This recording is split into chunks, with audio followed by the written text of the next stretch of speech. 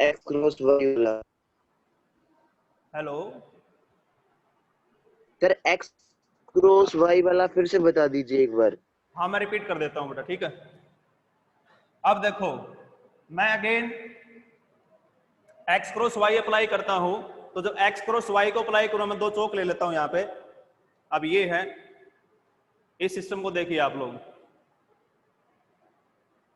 I think आप लोगों को दिख रहा है ये अच्छे से। तो यहाँ पे ये जो है, इसको कैपिटल वाले को बाहर की तरफ कर लेता हूं, इसको इस तरफ ऐसे।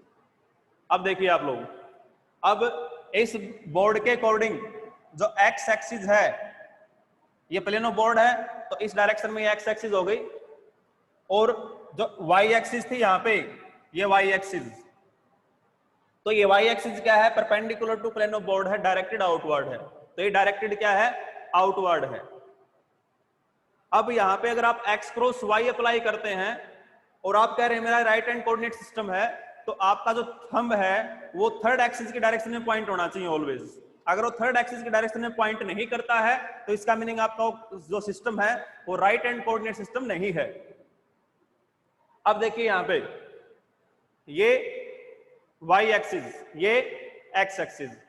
मैंने क्या बताया था कि जो दो का आप क्रॉस कर रहे हो तो हमेशा उसकी प्लेन पे फोकस करो, वो कौन सी प्लेन जनरेट कर रहे हैं, वहां पे कौन सी प्लेन को कंस्ट्रक्ट कर रहे हैं। तो obviously X Y plane construct कर रहे हैं वो, ये एक्स वाई प्लेन होगी हमारे पास। अब आप ऐसे अगर अपनी पाम को रखोगे तो आपकी जो पाम जो हथेली है वो इस प्लेन के यहाँ पे क्या हो जाएगी, पैरेलल हो जाएगी।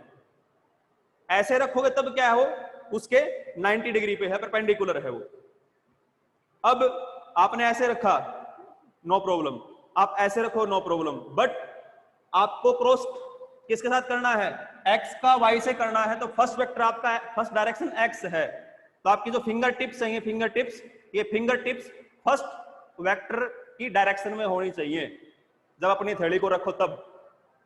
तो ऐसे रखा है तो मेरी फिंगर टिप्स क्या है, फर्स्ट वेक्टर की डायरेक्शन में है, बट मेरी फिंगर पीछे की तरफ कर्ल नहीं हो पाएंगी, वाई की तरफ कर्ल नहीं हो पाएंगी।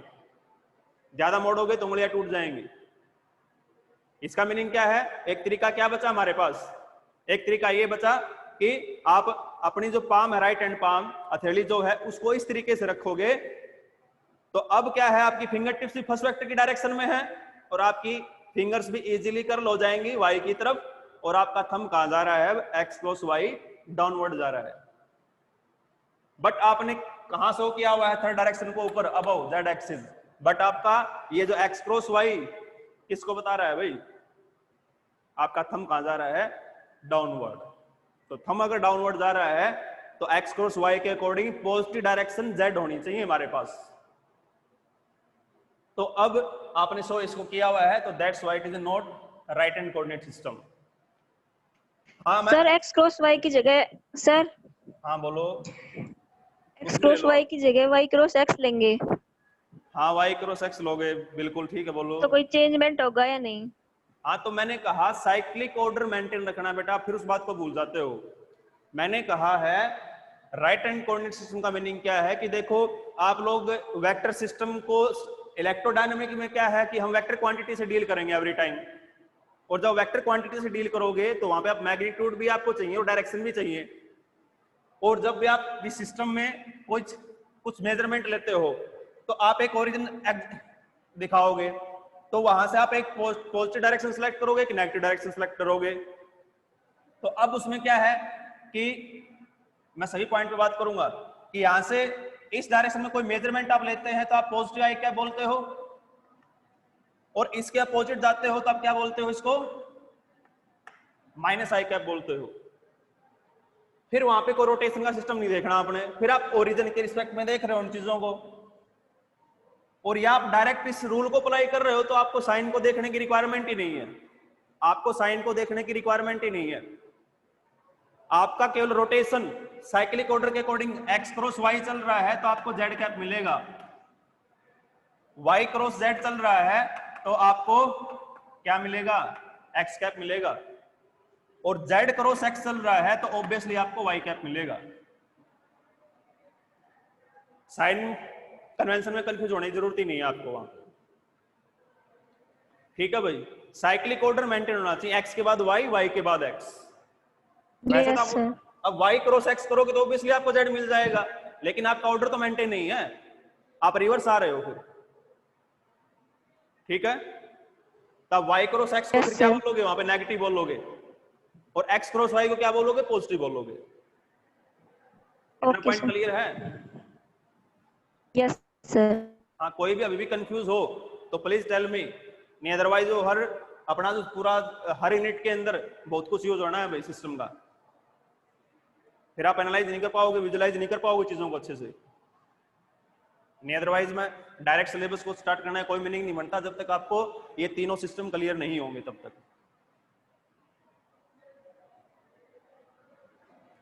सो आगे प्रोसीड करते हैं बेटा। देखो अब उन डायग्राम को आप आइडेंटिफाई कर लोगे ना, जो डायग्राम मैंने 2 डायग्राम दिए थे, आप लोग आइडेंटिफाई कर पाओगे आप लोग?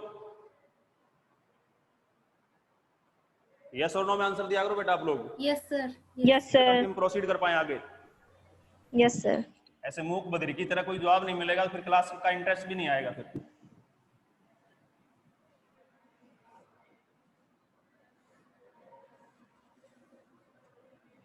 अब देखो आपको मैं दोनों तरीके, अब ध्यान रखना कभी भी सिस्टम को सिलेक्ट करते हो तो कैसा सिस्टम सिलेक्ट करोगे, always right hand coordinate system.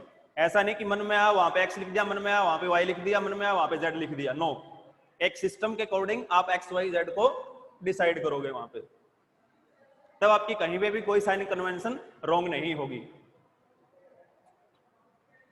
अब देखो मैं बात करता हूं यहां पे, ये वेक्टर मेरा ए है और ये वेक्टर मेरा बी है।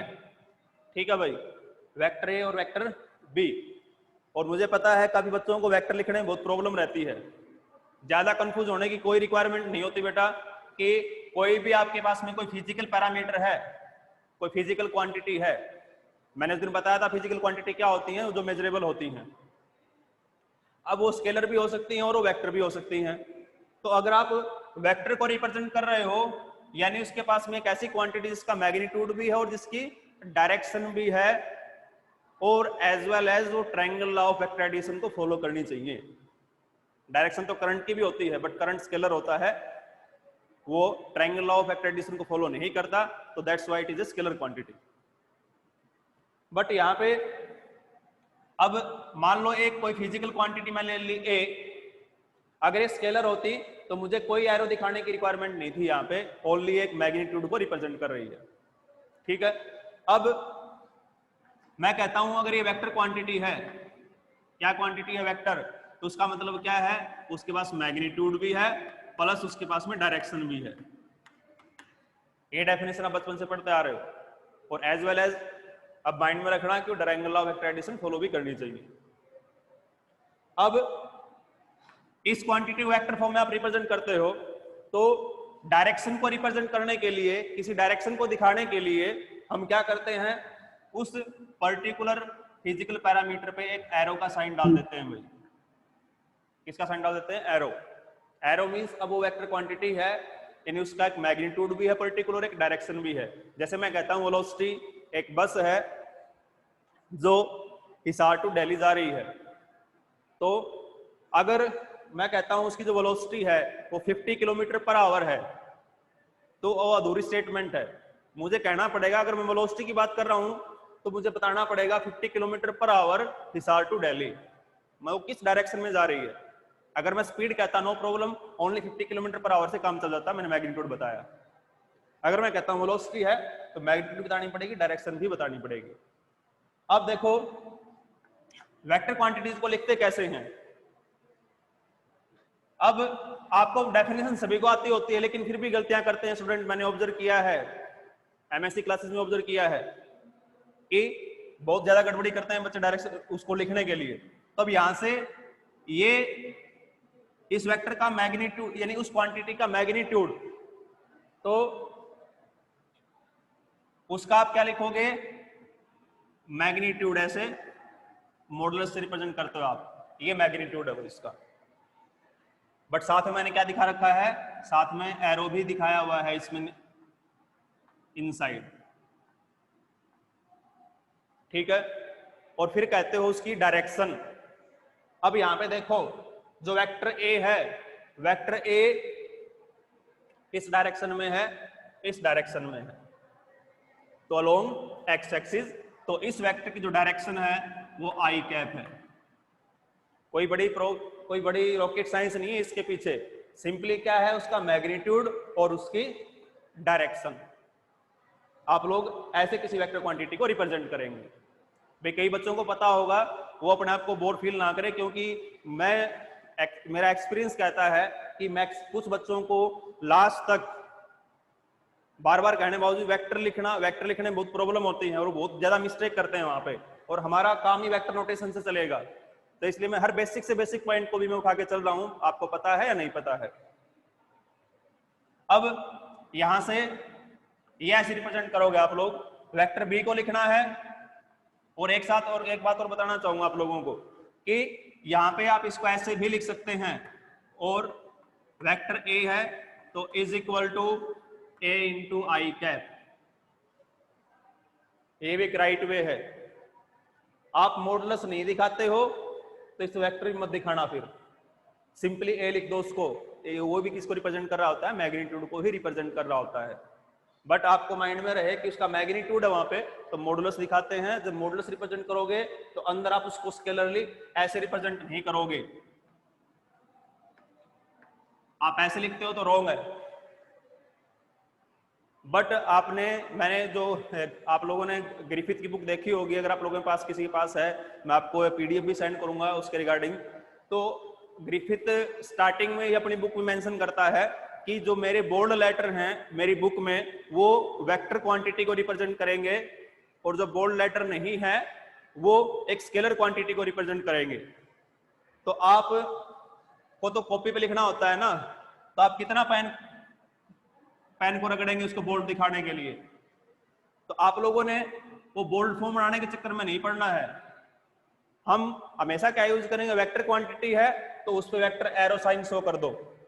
बुक है उसमें तो मशीन से प्रिंटिंग होती है, तो बोल्ड को बोल्ड भी आ जाता है, और आपका विदाउट बोल्ड लेटर आ जाता है।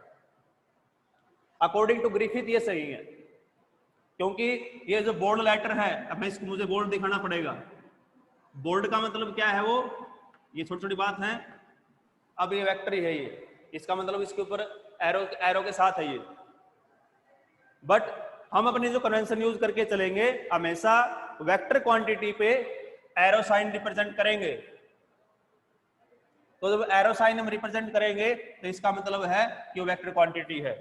और जब एरो दिखाते हो तो मॉडुलस में जब दिखाओगे तो ऑलवेज एरो के साथ दिखाओगे, आप उस वेक्टर क्वांटिटी का मोड हमेशा एरो के साथ दिखाओगे। और आपको डायरेक्ट सीधा मैग्नीट्यूड शो करना है तो विदाउट मॉडुलस दिखाओगे, तो आप एरो नहीं दिखाओगे। कई स्टूडेंट मिस्टेक कर देते हैं, भाई ए इज इक्वल टू, यहां भी एरो लगा देंगे, ऐसे लिख देंगे, बट टोटली रॉन्ग वे है ये, क्योंकि ये वेक्टर थोड़ी ना है, ये क्या है कि स्केलर क्वांटिटी है। तो अब यहां से इन बेसिक पॉइंट को अच्छे से पकड़ना बेटा आप लोगों ने, कि बड़ी मिस्टेक करते हैं कहने के बावजूद भी स्टूडेंट्स, ए लगा के छोड़ देंगे, और ऐसे भी ठीक नहीं होगा, ये भी तरीका गलत होगा।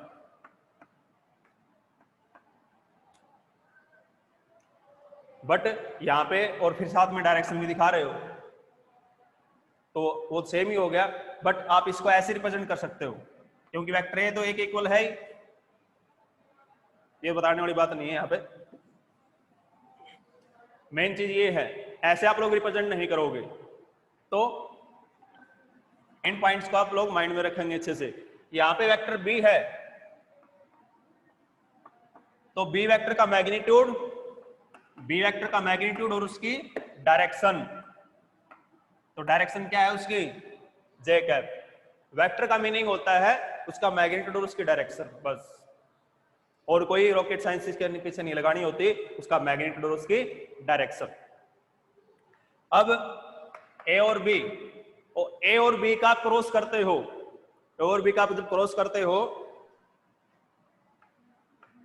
ए क्रॉस बी, तो क्या मिलेगा आप लोगों को, A cross B, magnitude of A, magnitude of B, इन दोनों वेक्टर के बीच का एंगल, तो इन दोनों के वेक्टर के बीच का एंगल क्या है, 90 डिग्री है। तो sin 90 क्या हो जाएगा 1, और इनकी डायरेक्शन क्या है A क्रॉस B की, तो A क्रॉस B की जो डायरेक्शन है A cross B Z cap, direction है Z कैप, तो A cross B is equal to A into B, Z cap लिख दो या इसको आप K कैप लिख दो, दोनों ही वेट्स सही होंगे। तो ये बेसिक फंडा आपको सभी को क्लियर होगा I think, A cross B कैसे अप्लाई करते हैं। अब जो मैं डायग्राम देने जा रहा हूं वहां से आप लोग आइडेंटिफाई करोगे और मुझे बताओगे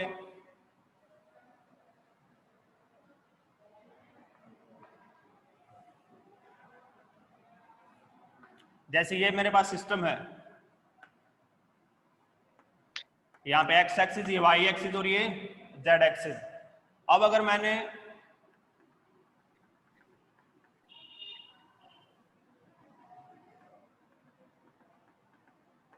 ये वेक्टर ए ले लिया और इस वेक्टर को मैंने बी ले लिया, तो please tell me direction of A cross B. मैंने डाउट नोट लिया है भाई, anyone tell me direction of, अब की बार ए माइनस जेड में है, अब की बार जो ए है वो माइनस जेड में है, anyone? A cross B, in which direction A cross B will point? Sir x axis. A cross B किस डायरेक्शन में जाएगा? यस सर, एक्स से आउटवर्ड्स। यस हाँ बोलो बोलो। Sir outwards. आउटवर्ड,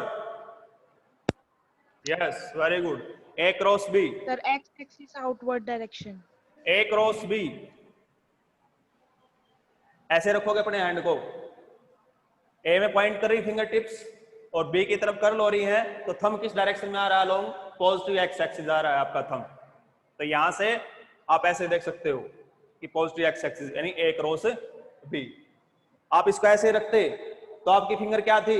अभी भी एक ही डायरेक्शन में ही है, बट वो बी की तरफ कर्ल नहीं हो पाती, इस तरफ कर्ल नहीं हो पाएगी पीछे की तरफ। परपेंडिकुलर भी आपकी फिंगर, आपकी जो पाम है परपेंडिकुलर भी है, फिंगर फर्स्ट वेक्टर की डायरेक्शन में भी है, बट बी की तरफ कर्ल नहीं हो पाएगी, इसलिए राइट वे क्या होगा? ये होगा। तो इन सच वे दैट मैंने वर्ड यूज किया था, इस तरीके से प्लेस करना है ताकि आपकी फिंगर हो इजीली कर्ल हो उसके सेकंड वेक्टर की तरफ। तो ए क्रॉस बी में आई थिंक किसी को प्रॉब्लम नहीं होनी चाहिए कि ए क्रॉस बी को आप कैसे अप्लाई करोगे। ओके, अब देखिए आप लोग कई, एक तो ए क्रॉस बी की डायरेक्शन यहां से आप लोगों ने बता दी कि ए क्रॉस बी जो है वो magnitude of A, magnitude of B, और यहां से साइन थीटा साइन 91 हो गया, डायरेक्शन आ गई आई कैप। और इसको मैथमेटिकली एक डायरेक्शन, कन्वेंशनली अकॉर्डिंग डायरेक्शन आप लोग जो यूज करते हो, अगर आप इस तरीके से कैलकुलेट करना चाहो ए क्रॉस बी को, मैं बताने जा रहा हूं भी अभी। ए क्रॉस बी देखो, वेक्टर ए को कैसे लिखोगे आप लोग? वेक्टर ए को लिखोगे इसके अकॉर्डिंग, तो वेक्टर ए क्या है आपके पास में? वेक्टर ए इसका मैग्नीट्यूड और डायरेक्शन क्या है इसकी? माइनस के कैप। ठीक है, अब आपको पॉइंट क्लियर हो जाएगा अच्छे से, जो बार बार कंफ्यूज कर रहा था। क्रॉस बी वेक्टर क्या होता है? बी वेक्टर होगा, टाइम अपग्रेड करवा रहा है ये, 2 मिनट वेट करो बेटा आप लोग।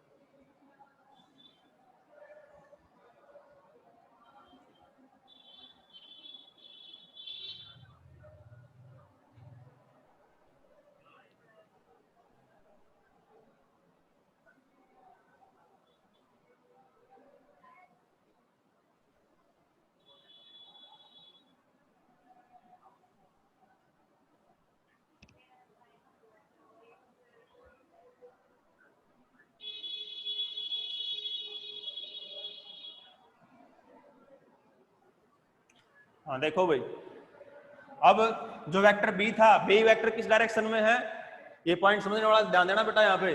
तो बी जो है, बी और डायरेक्शन क्या है यहाँ पे, डायरेक्शन है जे कैप। ओके, अब देखिए ये स्केलर है, ये क्या है, स्केलर है, और आपको वेक्टर प्रॉपर्टी पता होगी, हम स्केलर को आउटसाइड ले सकते हैं। ठीक है, तो ए को मैंने यहां से और बी को यहां से दोनों इकट्ठा ले सकता हूं मैं, दोनों स्केलर क्वांटिटी है। और नेगेटिव साइन भी मैंने नेगेटिव साइन भी मैंने साथ में ले लिया है, ये negative sign A B. Bracket में क्या बचा, के क्रॉस जे, ब्रैकेट में क्या बचा, के क्रॉस जे। अब क्या ये साइक्लिक ऑर्डर है क्या ये? अगर No, sir.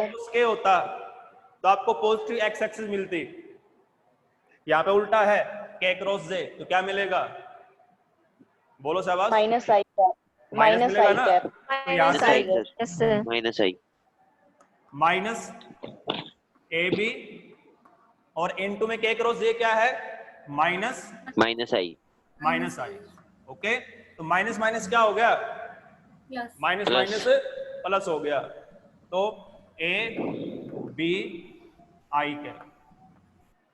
ठीक है, या तो आप साइन यूज कर लो, अब मैं बड़ी बात पे आ रहा हूं, या तो आप रोटेशन जब लेते हैं तो रोटेशन में साइन इन्वॉल्व हो गया, आपका राइट हैंड कोऑर्डिनेट सिस्टम है, आपको साइन को देखने की रिक्वायरमेंट ही नहीं है। आप ए का क्रॉस बी कर रहे थे तो आपको सिंपली जो डायरेक्शन जो जाएगी वो जो एक्सल हो ये डायरेक्शन जाएगी। क्या आप अकॉर्डिंग टू एक मैथमेटिकल एल्जेब्रिकल उसका जो अकॉर्ड वेक्टर नोटेशन लेके चलते हैं, तो उसके अकॉर्डिंग, उस कन्वेंशन के अकॉर्डिंग यहाँ पे आप माइनस साइन, आपने ओरिजिन के रिस्पेक्ट में देखा, आप नेगेटिव में थे तो माइनस के कैप लिया आपने, इसके अकॉर्डिंग देखा तो ए प्लस जे कैप था, यहाँ पे आपने साइन को इन्वॉल्व किया है तो माइनस यहाँ माइनस आ गया था साथ में माइनस, और फिर यहाँ पे देखा आपने के क्रॉस जे साइक्लिक ऑर्डर मेंटेन नहीं है, तो राइट हैंड सिस्टम आपका, क्योंकि राइट हैंड सिस्टम कहता है कि जे क्रॉस के आपको पॉजिटिव देगा और के क्रॉस जे आपको नेगेटिव देगा, तो इसलिए के क्रॉस जे क्या दे रहा था, नेगेटिव, तो नेगेटिव नेगेटिव क्या हो गया, पॉजिटिव। ठीक है, इस पॉइंट को मैं समझाना चाह रहा था आप लोगों को कि यहां से आप हमेशा डायरेक्ट ए क्रॉस भी अप्लाई करते हैं तो साइन को देखने की रिक्वायरमेंट नहीं है वहां पे आप लोगों को, ऐसे देख या ऐसे सोल्व कर लो आप लोग, आपकी मर्जी है, आपको जो वे आसान लगे आप उस वे को फॉलो कर सकते हैं। ठीक है भाई, तो इसलिए हम कहते हैं कि आपका जो, लेकिन कई बच्चे क्या गड़बड़ करते हैं, अब यहाँ पे देखो, आप यहाँ पे क्या करते हैं, इसको भी अगर इस ए को माइनस ए लिखते तो मामला गड़बड़ हो जाता आपका। अब यहाँ माइनस नहीं ले सकते हो आप लोग साथ में, आप डायरेक्शन में ही, जो डायरेक्शन है वही आपका साइन कन्वेंशन है, डायरेक्शन ही आपका साइन कन्वेंशन है राइट हैंड कोऑर्डिनेट सिस्टम में। ठीक है भाई, रोटेशन ही आपका साइन कन्वेंशन है। ठीक है, इसलिए आप लोग पढ़ते हो कि एंटी क्लॉकवाइज डायरेक्शन, ऐसे साइक्लिक ऑर्डर में जो आप एंटी क्लॉक घड़ी की विपरीत दिशा में घूमते हो तो आप पॉजिटिव डायरेक्शन लेके चलते हो, और उसके अपोजिट डायरेक्शन आपने साइकिल बना देख, आई के बाद जे आ गया, जे के बाद के कैप आ गया, और के कैप से अगेन ये साइक्लिक ऑर्डर है, तो ये रोटेशन क्या है आपका पॉजिटिव, और ये रोटेशन क्या है नेगेटिव। ठीक है भाई, सो ये पॉइंट यहाँ तक सभी को क्लियर होगा आई थिंक। एक दो एग्जांपल अपने अकॉर्डिंग आप लोग बना के देख लेना, कि जैसे अगर मैं यहाँ ए सेट कर दूं और यहाँ बी सेट कर दूं, अब आई थिंक कोई प्रॉब्लम नहीं होगी, कहीं भी सेट कर दो आप लोग तुरंत बता दोगे कि ए क्रॉस बी क्या है। अब क्या है क्रॉस बी, बता सकता है कोई? ए क्रॉस बी क्या है? इस डायग्राम के अकॉर्डिंग ए क्रॉस बी क्या है बेटा? अब की बार आपका ए माइनस एक्स में है, जेड में नहीं है, ए माइनस एक्स में गया और ये जेड एक्सिस है, तो अब ए क्रॉस बी क्या है? तो जे कैप, ए क्रॉस बी, वेरी गुड, ए इनवर्ड है और बी ऊपर की तरफ है, तो ए क्रॉस बी पॉजिटिव जे कैप। ठीक है, अब ज्यादा टाइम वेस्ट नहीं करेंगे, आप लोग गो थ्रू हो चुके हैं इन चीजों के थ्रू। तो ये आपके पास में राइट हैंड कोऑर्डिनेट सिस्टम है, इसलिए हमेशा हम right hand coordinate system use करते हैं, left hand coordinate system use नहीं करते। वो रिवर्स वाला आपका लेफ्ट हैंड कोऑर्डिनेट सिस्टम हो जाएगा। ठीक है, किसी को यहां तक डाउट है तो मेरे से बात करें।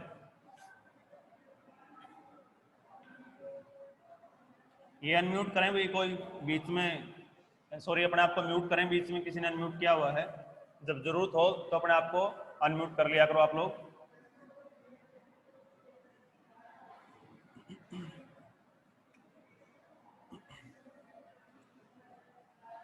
तो देखिए आप लोगों को कुछ कर्ल, मैंने कहा था कर्ल, ग्रेडियंट, डाइवर्जेंस, इनके बारे में पता होना चाहिए, क्योंकि हम इलेक्ट्रोस्टैटिक की बात कर चुके हैं, मैग्नेटोस्टैटिक की बात कर चुके हैं, इलेक्ट्रोडायनेमिक की बात कर चुके हैं। तो उनके अंदर हमारे पास में gradient of scalar quantity, divergence of vector quantity, curl of vector quantity, इनकी बात होने वाली है वहां पे। तो मैं डिटेल में नहीं जाऊंगा, क्योंकि अदरवाइज ये तीनों टॉपिक ही कम से कम 15 डेज के हैं। तो आज आप लोगों ने बीएससी में कवर कर लिए होंगे, किसी को ना भी क्लियर हो तो पर्सनली मेरे से आप पूछ सकते हैं भाई। आप केवल इनका को मैं एक बेसिक्स आइडिया दे रहा हूं यहाँ पे, फिर आगे प्रोसीड करेंगे। जैसे दो वेक्टर क्वांटिटी है, ऐसे लिखी हुई है, इनके बीच में कोई ऑपरेशन नहीं है, तो just these are a vector quantity. अब अगर आप लोगों ने इनके बीच में एक ऑपरेशन लगा दिया, जैसे क्रॉस का साइन लगा दिया, तो आप कह देते हो ये क्रॉस प्रोडक्ट है दो वेक्टर का। क्या है भाई? ये क्रॉस प्रोडक्ट। जब तक ये वेक्टर ऑपरेटर नहीं था इनके बीच में, this is meaningless, but operator आया इनके बीच में तो ये आपके पास में मीनिंगफुल हुआ। क्या नाम दिया आप लोगों ने इसका? क्रॉस प्रोडक्ट नेम दे दिया। जैसे आप दो नंबर लिखे हैं 1 और 2, 10 नंबर है, जब तक इनके बीच में प्लस का साइन, माइनस का साइन, मल्टीप्लिकेशन साइन या डिवाइडेशन का साइन नहीं आता, तब तक वो 10 नंबर कहलाएंगे। अगर मैंने इस ऑपरेशन लगा दिया तो आपको एक नई चीज मिलेगी, एक नया नंबर मिलेगा। ऑपरेटर गिव्स ए न्यू, आपको कुछ नया दे रहा है वहां पे, वो 1 + 2 क्या आ गया? 3 आ गया। अब ए और बी जस्ट वेक्टर थे, ए एक्स के लॉन्ग था, बी जैसे वाई के लॉन्ग था, तो एक डायरेक्शन में एडजस्ट थे। और जैसे ए क्रॉस बी आपने ऑपरेटर अप्लाई किया क्रॉस उनके बीच में, तो आपको एक न्यू थिंग मिल रही है, वो जेड एक्सिस के डायरेक्शन में ए क्रॉस बी। अब जो ए क्रॉस बी भी एक नया वेक्टर मिलेगा आपको, एक ए क्रॉस बी क्या होगा कि न्यू वेक्टर होगा, जो किस डायरेक्शन में होगा? जेड एक्सिस में होगा, और उन दोनों वेक्टर की प्लेन के परपेंडिकुलर होगा। ध्यान रखना, कभी भी ए क्रॉस बी की डायरेक्शन वेक्टर ए और बी की डायरेक्शन में नहीं जा सकती, हमेशा उनकी प्लेन